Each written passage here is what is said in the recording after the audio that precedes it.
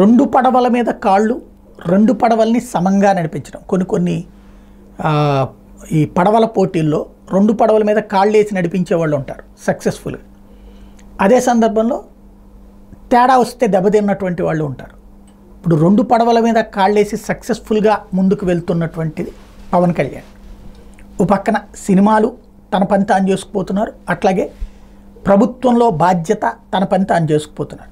తాజాగా ఏదైతే మంత్రి హోదా స్వీకరించిన తర్వాత ఒకటి పొల్యూషన్ అంశాల మీద పదే పదే రివ్యూలు చేసుకుంటూ వచ్చారు.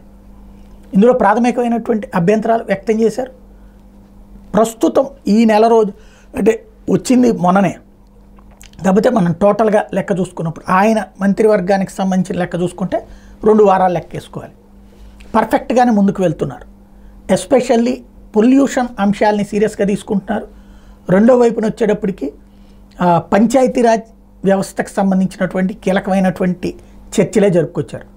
వాస్తవంగా ఇప్పటికిప్పుడు సొల్యూషన్ రావడానికి అబ్రకదబ్రా అంశం ఏం కాదు. విన్నారు, ముందు తెలుసుకున్నారు.